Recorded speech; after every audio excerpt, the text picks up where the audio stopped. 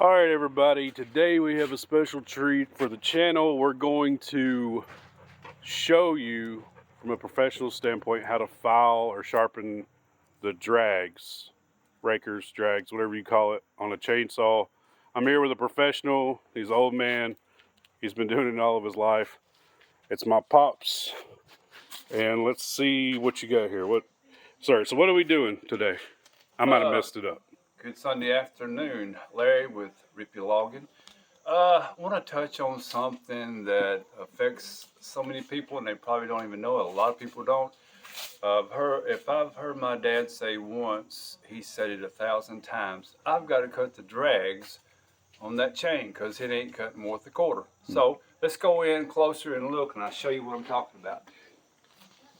All right, say you buy a new saw, of course it'll have a new chain bar on it, or you just go buy a new chain. You replace it. Everything's great. You have a good day, prosperous day. You turn out the wood. I mean, you just feel good about everything. All right, and then it starts cutting bad, and you sharpen it, and you might do it once, twice, 3 times, and all of a sudden your teeth are like new, but it still don't cut. Here's probably what it is. Now this chain, it's practically new. I have filed the teeth on it one time. All right, they're in great shape. I filed them the last day I worked. I cut the few trees. They're in great shape. They're good and sharp, but the dang thing ain't cutting worth a quarter. All right, it don't make sense, does it? Well, here's the problem. It's these little guys right here. We always call them the drags. Some people call them the rakers. What they do, they dominate how much wood chip that this tooth takes in. I mean, you can see it hits this, it holds it up, and then the tooth comes in and cuts. All right. What happens is, notice how this tooth goes down as it goes back.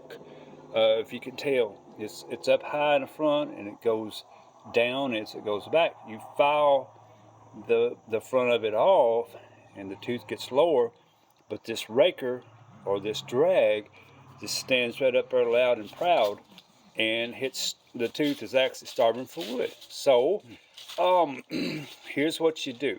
Now, a good rule of thumb on this problem is 3 to 5 filings or rakes across the file.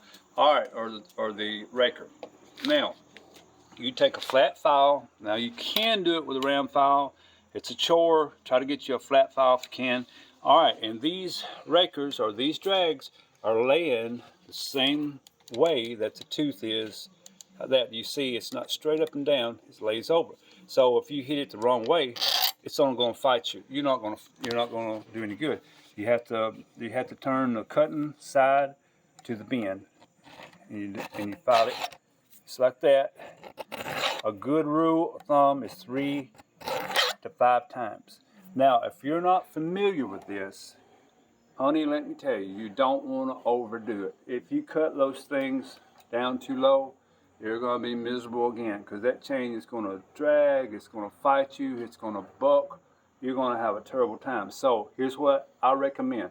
I recommend that you do it 3 times like that and try it. If it cuts good, you got it. If it still don't cut good, do it 3 more times. You do each one of these that way. And I promise you, if you'll cut that down a little bit of time, you will notice a huge difference. It'll be like a new chain again. So I just want to throw that out there. I know all you veteran loggers, you veteran woodsmen, whether it be firewood cutters, whatever, y'all know about this. But many woodcutters that occasionally cut firewood or whatever may not know about this. So maybe that'll help somebody today. So, all right, I'll catch up with you later. Larry with Rippy Logging. All right, a couple quick questions. What saw is this? I don't want to talk about chainsaws. This is a 660 steel chainsaw. Steel chainsaw, okay. All right, so is that pretty universal for all the different types of chains and blades and stuff? Yeah, that stands. And now I have seen some chains that this raker is straight up and down, so it don't matter in that case which way you file it. But you So can again, tell. the raker is the smaller one. Yeah, it's this little thing right here. Yeah. It holds, it guides your tooth, Yeah. how much it gets to cut. Gotcha.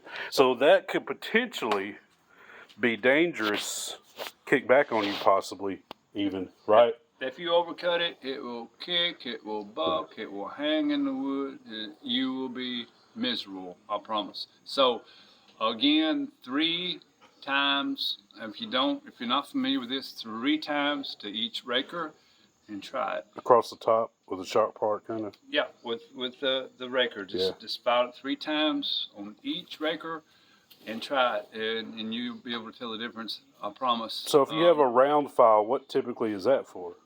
Mostly. A round file. Do you have one on A you? round file is to use this. We'll get into the sharp. We'll do another video for the round file, yeah. For the sharpening. But now, if you do not have a flat file like This is just for the drags. and you can't come up with one, here's what you do: you take your round file, and you put something between your tooth and the raker, and then you file it like that.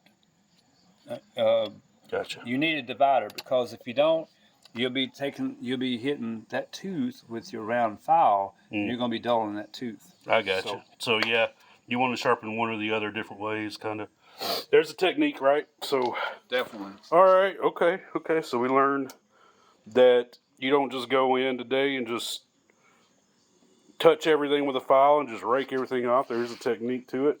I've heard people talk about it so many times. They say, I can't file a chain. I can't get it sharper. It cuts in a bowl or whatever. And we'll talk a little bit about that as we go along. There's so many tricks to these things here. But that's it for the day. Catch up with you later. All right.